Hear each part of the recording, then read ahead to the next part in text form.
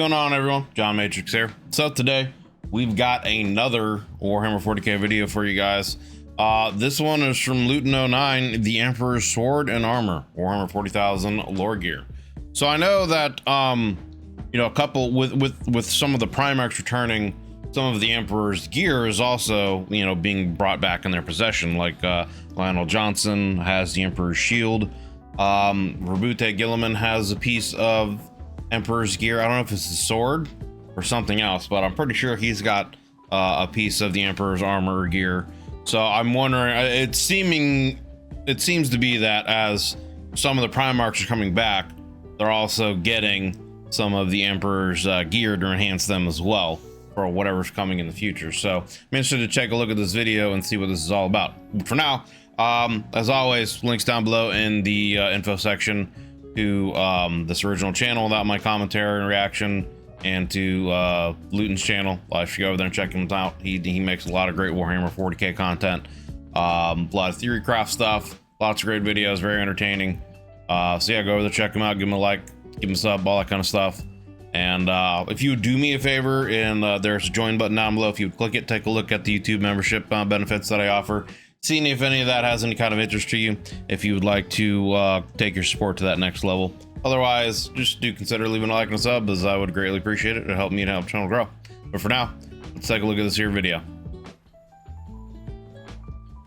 Oh, also, a couple people in comments had mentioned that the volume on some of the videos was a little bit low, so I've adjusted some stuff here in OBS. So I guess just let me know in the comments if the audio, how it sounds for you guys, if it's too much, too little, etc., etc. But anyway, let's get this going.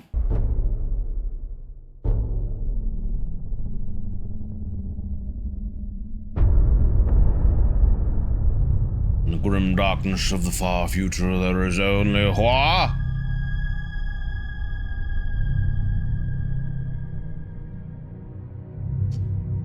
There can be but one emperor. Let me pause this real quick. I want to read this. There can be but one emperor, one god, one savior, one deliverer.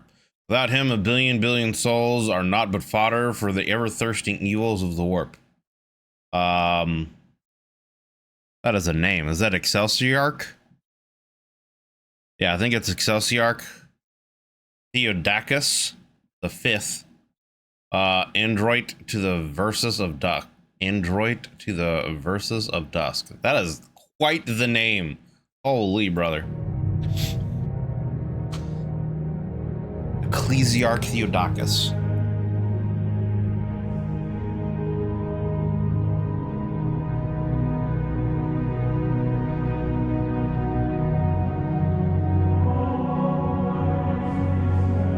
The Emperor's Blade.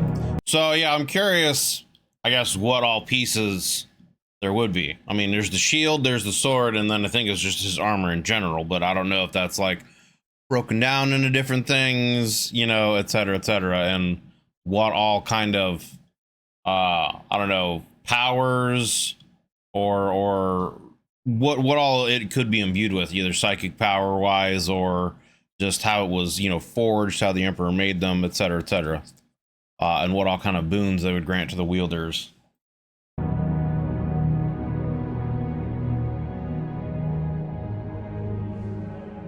Today in Lore Gear, we look at one of the most recognizable figures war gear in the entire 41st millennium. This is, of course, the Emperor of Mankind.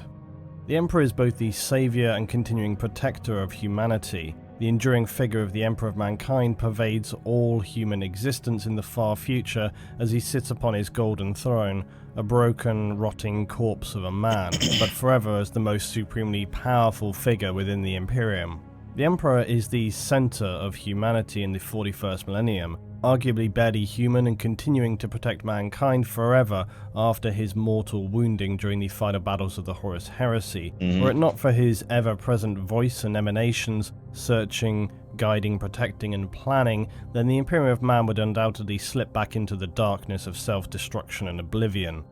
You know, I also wonder, you know, as I've gone around through this 40K journey and learning things, I know that there are different people, some Primarchs, some regular people, some others like Saint Celestine, etc., who are hearing the Emperor talk to them and guide them, etc. I wonder how that makes the higher ups in the church feel when they're supposed to be the, you know, word of the emperor. They're the emperor is supposed to speak through them, and all these other people are you know, claiming to hear the emperor and are you know, following his word, his orders, etc. You know, I wonder how really that makes the church obviously feel, and the viewpoint of those people, what they feel, you know, what they think of the church, etc. You know, if they're getting direct communication from the emperor, you know, you would think that would then, you know, make them question some of the religious doctrine that's tied to what's going on in the Imperium. But anyway. During the period of the Great Crusade, whereby the Emperor and his Astartes legions would battle and forcibly reunite the then fragmented and broken colonies of humanity, he would iconically wear the golden Artificer Armor that is now so recognizable, wielding his unique weapons of power and craftsmanship. Considering this powerful war gear was wielded by the Emperor himself, there's actually little information specifically about what the Emperor may have used at any one time. The pieces we know of course, the golden Artificer Armor, his sword and lightning claw. It's fairly speculated though by many, why would the Emperor even require armor, given how powerful of an individual he was? And it's true of course that the Emperor's main strength was purely himself, and his immense godlike the Emperor's main strength was just him being the Emperor. It was just me.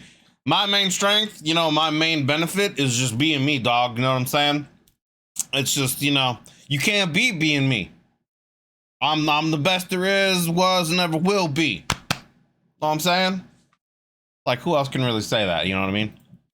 that the Emperor's main strength was purely himself and his immense, godlike, unquantifiable psychic power. And for sure, it's truly doubtful how necessary his armor was. It's much more likely that his armor, while being expertly crafted and by any reasonable standards very powerful, just like any Astartes armor, but it was much more generally for visual impact and for kind of more diplomatic and to some degree. Yeah, it was to give him more of like this like air, this vision, you know, seeing this giant brilliant man in this golden gleaming armor with this, you know, golden halo and flaming sword. It would definitely give him much more of an it's very kind of interesting, you know, for someone who doesn't want to be worshipped and thought of as a god, definitely kind of put up this front of for sure being more than just a man. And I mean, you definitely, as someone who is trying to lead humanity and be this you know, example of what humanity can strive to become, you do have to kind of do that, you know, to an extent. So I don't know, it's just I just find that another little interesting thing in 40K, you know, him not, I don't want to be a god, but I have to put up this kind of front of definitely being something greater than what humanity is. Technically he really is, with his, you know, powers and abilities, and his intelligence is far above what a human would be, you know, an average human would be. So would he not be looked at as a god? You know what I mean? Even though he says he doesn't want to be, and, you know, doesn't claim to be. So it's interesting. For visual impact and for kind of more diplomatic and to some degrees levels of intimidation. It's worth remembering the context of this time, that the Emperor was attempting to position himself as the leader of humanity, and portraying this image, no matter how much he would state otherwise, of a godlike individual. His assertion... Yeah, I mean, you need to be this something that... You need to be a symbol, you need to be an icon, something for people to rally behind, you know? I mean, it's kind of like... I forget what the actual wording of the lines are in... you know, the Batman Begins movies, but that whole idea of why Bruce Wayne created Batman is to create a symbol, an icon that is both something that is to strike fear in the hearts of criminals and those who would hurt others, while also simultaneously, you know, being a beacon of hope for the innocent, you know, to know that they'll be protected, someone will be out there watching him.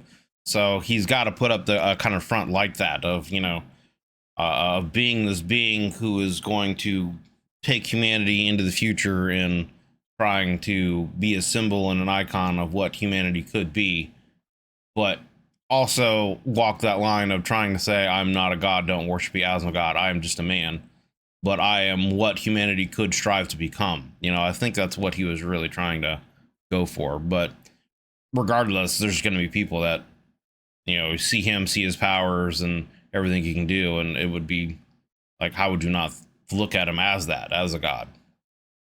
No matter how it's much like it's like with Superman, you know what I mean? Like, Superman, for all intents and purposes, compared to what the average human is a god.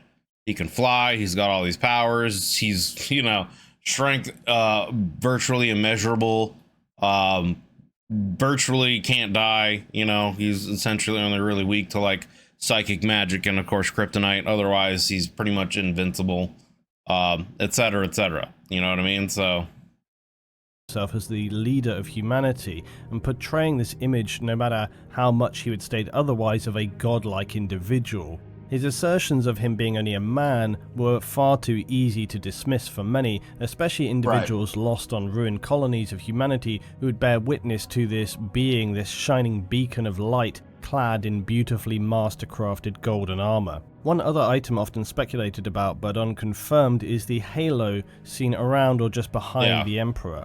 We often see this in images of him, and while many religious figures in the Imperium are shown with halos, the halo around the Emperor looks very similar to that of a piece of war gear known as an iron halo. And this is a literal physical halo that sits behind or around the head of its wearer and creates a personal force field. In the modern age of the Imperium, these halos are powerful pieces of war gear and often only worn by captains or chapter masters. They may also sometimes be worn by veteran Astartes. We also see behind the Emperor on his armor an Imperial Aquila, the double eagle. Again, chaplains and ecclesiarchy in the Imperium often wear an item known as a rosarius, and this takes the shape of an Aquila. And as with the iron halo, it creates a personal force field. Both these items create a field known as a conversion field. So why might we speculate that this was worn also by the Emperor? Well, for one thing, these energy fields convert the kinetic energy of weapon impact into light. They're quite powerful as personal shields go, and it would not at all be an unworthy thing for anyone in a senior position in the Imperium to be wearing. They still do now. There's also the idea that a conversion field could be used to create an impression of power, and to demonstrate something like a holy aura has already been demonstrated in the history of the Imperium. When Vandire, a mad High Lord of the Administratum, used such a field to falsely deceive the then daughters of the Emperor, now known as the Sisters of Battle, that he was actually protected by the Emperor's holy protection, upon seeing the blinding light and Vandir unharmed, this convinced them of the story he was telling them. But this is a whole other story. However, he was using a conversion field, and the light and the impact of this made them believe that he was in fact protected by the Emperor's holy aura.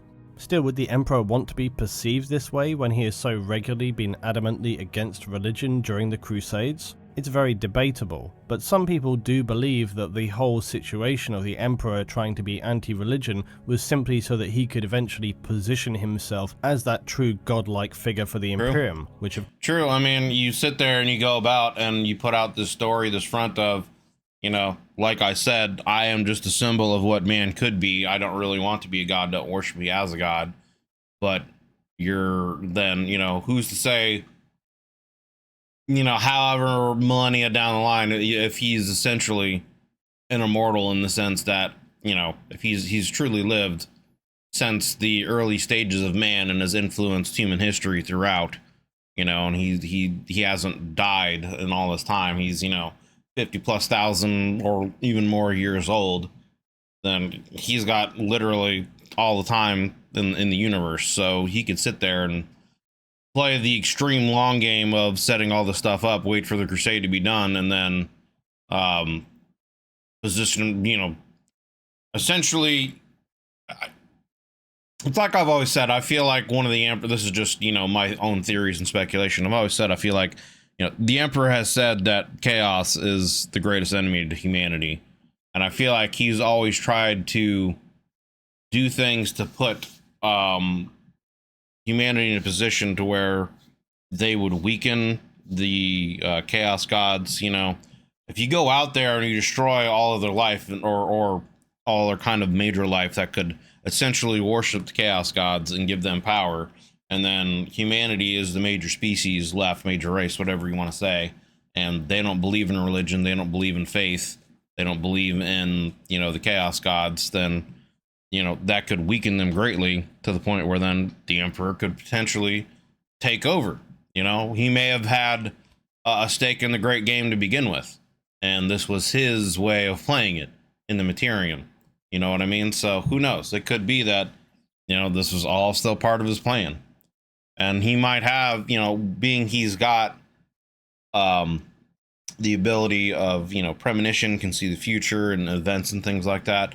Who knows how many different series of things he's seen and has, you know, plans and contingencies and whatnot for. Of course, you know, this is all just, you know, Games Workshop is really just, you know, they're the actual gods writing the universe. So we'll see where they actually take everything with the Emperor. But I do think we're going to see some more stuff, you know, come to a head with what's going to happen with the Emperor soon moving forward. But yeah, it's a situation where who knows really what the Emperor's actual end game has been this whole time, and if he's been, you know, has this been a lie? Is this the truth? You know, etc. You know, I guess we'll find out eventually.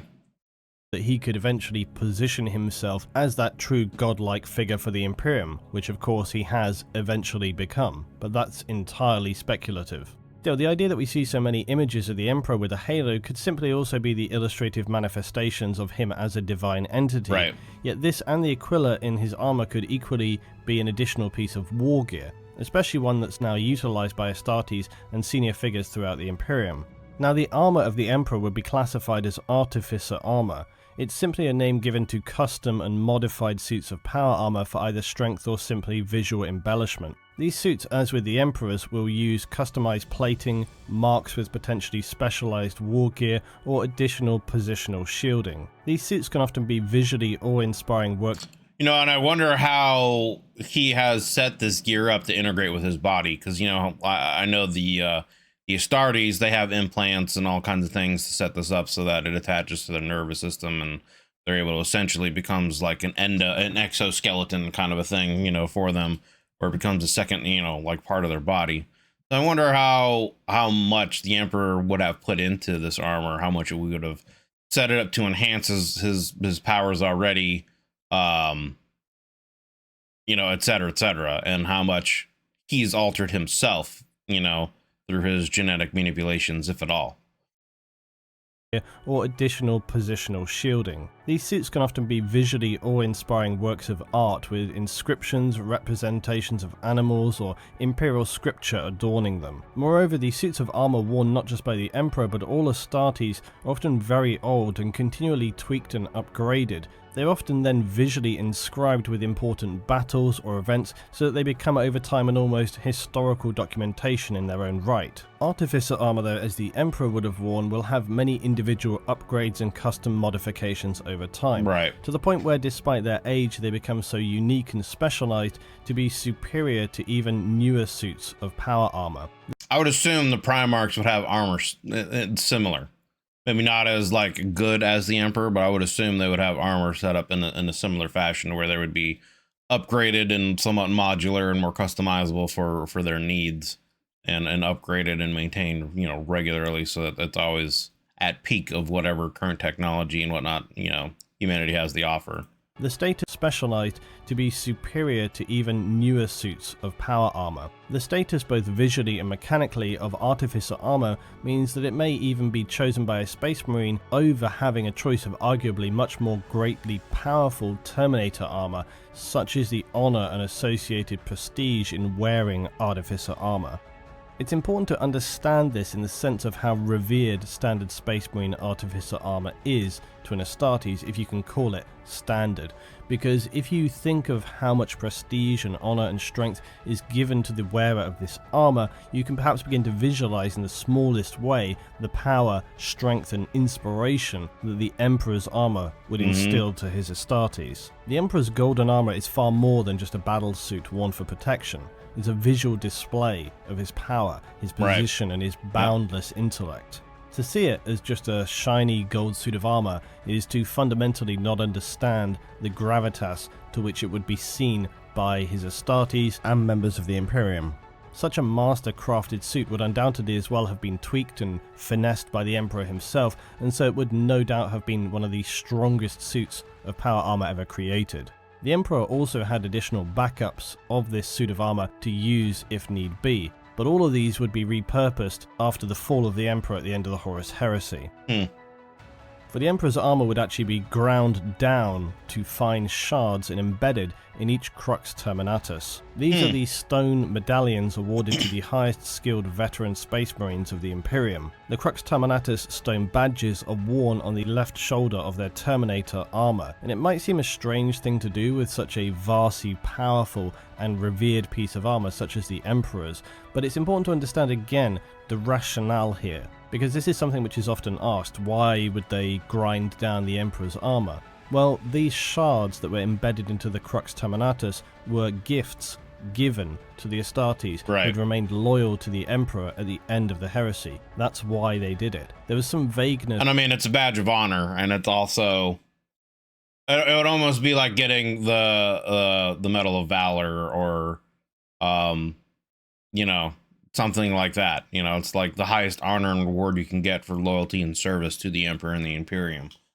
So I mean, yeah, it would be a pretty big deal if you're in Astartes and you get something like that, or even if you're not in Astartes and get something like that, especially if you're not in Astartes and get something like that. Loyal to the Emperor at the end of the heresy. That's why they did it. There was some vagueness as well around the fact that originally it was said that only the first suits of Terminator armor contained the shards of the Emperor's armor, that only Terminator captains would have this, but it's more commonly believed that all Crux Terminatus contain a shard of the golden armor of the Emperor, meaning that whatever fragments are held therein are very, very small indeed, but even holding the smallest fragment is an honor for these Marines beyond estimation. This also gives some further understanding as to why Space Marines will fight so hard to recover these suits of tactical dreadnought armor, because to lose one is to lose a shard of the Emperor's armor, and this is simply unthinkable and a devastating dishonor. The Emperor's Sword. It's known simply as such.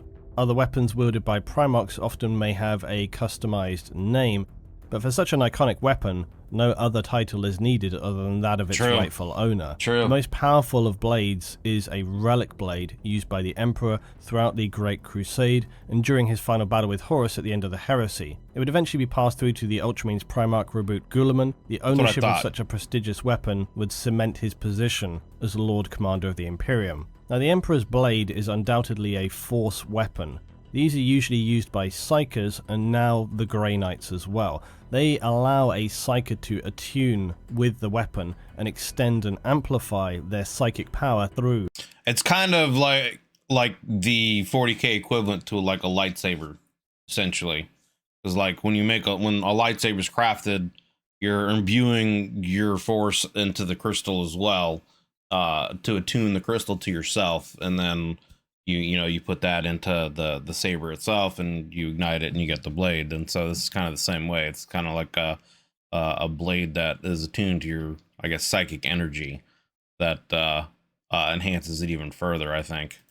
With the weapon and extend and amplify their psychic power through the weapon. Force weapons essentially channel energy from the warp through the weapon, giving it devastating power, far beyond that of a standard material weapon. They're most often used to combat creatures who are more resistant to conventional weapons, especially demons of the warp. This is why they're often the weapon of choice for the powerful Grey Knights, who are often tasked with fighting the dark creatures of the Immaterium. The sword, having been touched and infused by the Emperor's psychic power, only exacerbates its immense, finely master-crafted power. The flames that are often seen to engulf and pour from the blade, creating arcing pyrotechnic displays when seen in battle, are not literal fire, but psychic fire, burning hot psychic energy, pouring out of the blade itself and allowing it to eviscerate and carve through the heaviest of armor effortlessly. Only using the combined strength of the most powerful psychic entities or demons would someone or something be able to resist its devastating strength. Now, force weapons can be wielded by a non-psyker, but it will obviously have none of the powers of that psyker. But sometimes if a psyker is exceptionally powerful, they can instill their power to the weapon. And this is the case with the Emperor's blade. Whilst undoubtedly still nowhere near as powerful as it would be in the Emperor's hands, the residual power embedded in the weapon gives it more than enough psychic power to be a terrifyingly devastating weapon against the enemies of humanity. Guilliman has stated that he feels the Emperor's presence when using the blade, and that he is sure that there are secrets to it that only the Emperor can know that will allow the weapon to become even more powerful. Lastly, we come to two other weapons of the Emperor, his powerful eagle lightning claw, and yes, a bolter. Now, in nearly all images of the Emperor, you see him with the sword in his right hand and an immense claw in the left. And I don't think I've ever seen an image of the Emperor with a bolter, but I guess it would make sense that he would have one, you know what I mean? Although, I mean, at the same time, he's an extremely powerful psyker, so, you know, maybe he wouldn't necessarily feel the need to have, you know, a gun with his psychic abilities. He could, you know, he has the ability to destroy and evaporate a being's soul, you know, with his mind. So someone like that wouldn't necessarily need to have a gun, but anyway. The Emperor, you see him with the sword in his right hand and an immense claw in the left. And this is the eagle-like lightning claw, which is undoubtedly at least as powerful as a modern standard lightning claw, but likely much more powerful given the known strength of the Emperor's sword. A standard lightning claw are used now as a pair of melee weapons used by Space Marines and Terminator armor, and these have adamantium blades which are sheathed in a disruption field, allowing them to carve easily through armor and flesh. However, these are usually more fixed-like blades in nature and used to sweep through enemies and carve them to pieces. The Emperor's claw is much more articulated. We often see it illustrated as being far more mobile than a modern Terminator's lightning claw, and this is because the Emperor's claw looks much more similar to the Crusade lightning claws of this period. Early Terminator armor users in the Crusade could have a single claw, which enabled them to then use a ranged weapon in their right hand, but modern Terminators use them double-handed to rend and tear through the enemies in savage close-quarter combat. So while little is documented about the Emperor's claw, we could speculate that the use of it would have been just as savage but potentially more useful than just a fixed blade for slashing like the modern lightning claw. An articulated mobile claw fist would enable the user to grab, restrain, dismember enemies, twist their bodies, and tear through them. Given the Emperor's skill as a warrior and his supporting blade of psychic fire, there's very little doubt that the claws seen to be used as part of the Emperor's war gear would be an equally powerful piece of that set. However, because it was not an individual weapon piece like the Emperor's sword, it was part of the armor moreover, it's very possible that this was also turned into shards for the Crux Terminatus. Lastly, something often queried, did the Emperor use ranged weapons? Well, it's not something widely documented, if at all, because the battles describing the Emperor are very minimal at best. He's been seen to use what appears to be a master-crafted bolter at clearly an early period during his rise to become the Emperor of Mankind. This was perhaps a time before he would more regularly use his dedicated bladed weapons. And given the reverence again with which Astartes and the Imperium view bolter weapons, it's entirely feasible that the Emperor could have used a specialized master-crafted ancient iteration of such a weapon. Because bolters are, after all, the signature weapon of the Astartes and the Imperium, it's not something commonly documented or that has been seen though. The Emperor's blade remains the only holy relic of the Emperor to now be used in physical combat against the enemies of humanity. What about the, well, I mean, was this made before they brought the line back? Because, I mean, yeah, what about the shield that the line has? That would be considered a holy relic, you know what I mean? Discount the shard. And I think the shield is actually just a piece of the Emperor's armor, right? If I remember correctly, the shield is, it's like, it was like a pauldron or something like that, a piece of like, the actual Emperor's armor, and that just kind of goes to show how large the Emperor was for that to be used as a shield by a Primarch. To now be used in physical combat against the enemies of humanity, if you discount the shards imbued to the Terminator Astartes of the Imperium, of course. While all the Emperor's war gear had unquestionable strength and power, this was only possible because of the Emperor himself, his skill as a warrior, a tactician, and a leader.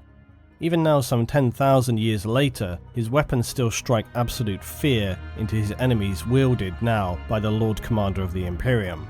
The Emperor's blade is the Emperor's will. No word shall be beyond my rule, no enemy shall be beyond my wrath, the Emperor of Man.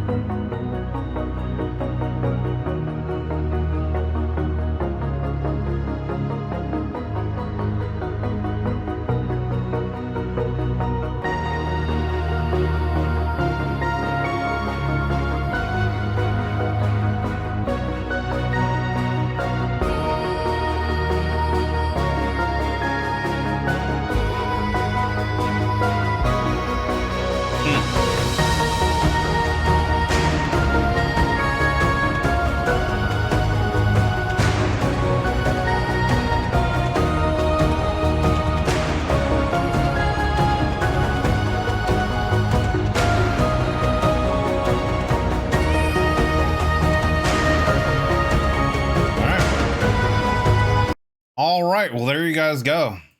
That was Luton09's Emperor Sword and Armor Warhammer 40,000 lore gear. So I mean, this video is 5 years old now, I guess. So, and it did specifically say sword and armor. So I wonder if this came out before they had released whatever the story is for Lionel Johnson coming back with the Emperor's shield, etc. So I mean, if that's the case, it makes sense as why he did mention it in this video. But that and the sword were the only relics that I know of that have come back. So I wonder what else. I mean, like I said, his claw, it seems like as Primarchs are coming back, they're starting to also be gifted gear from the Emperor himself for them to use as needed. The Lionel Johnson may not have been able to win his battle against the Demon Primarch Angron had it not been for the Emperor's shield. Then of course, Rubute Gilliman is the Lord Commander, and the sword is also kind of the symbol of command.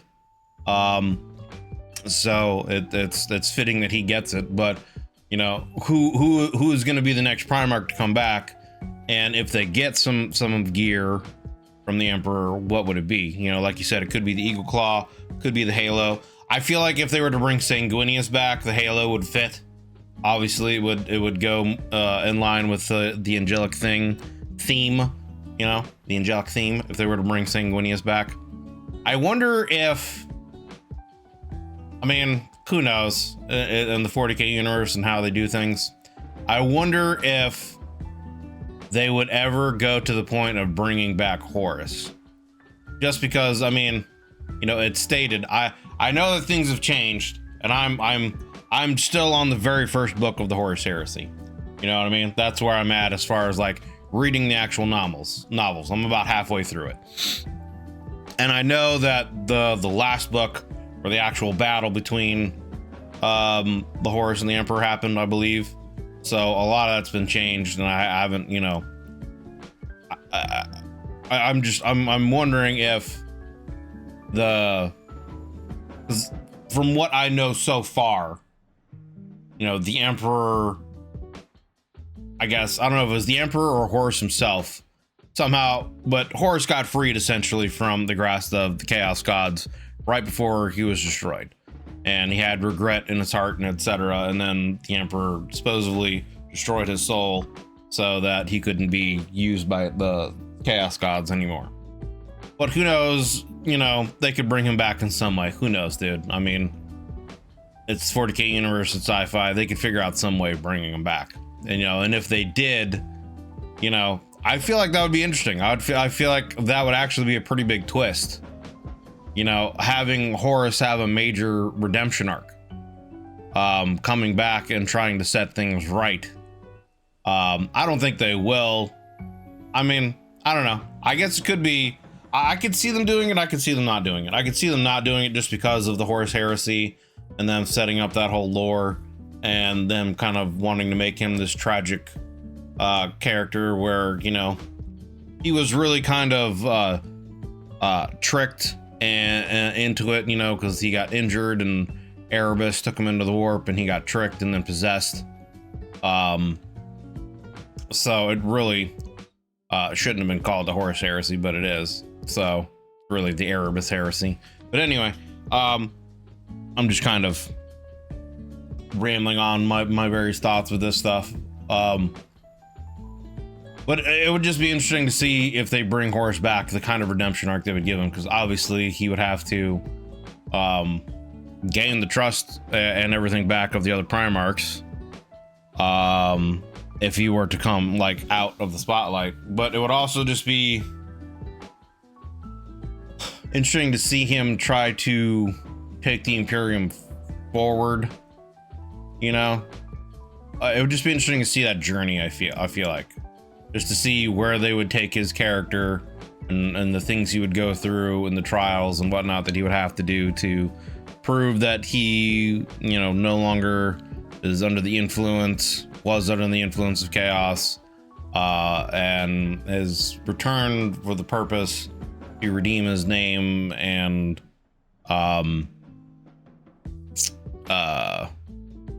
you know, all that kind of stuff.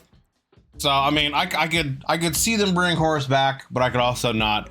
I could see them bringing Sanguinius back, and then again, like I said, giving him the halo. I could see them bringing Jagatai Khan back, maybe him getting the Eagle Claw or something like that. I don't know. I'm just curious who else they would really bring back.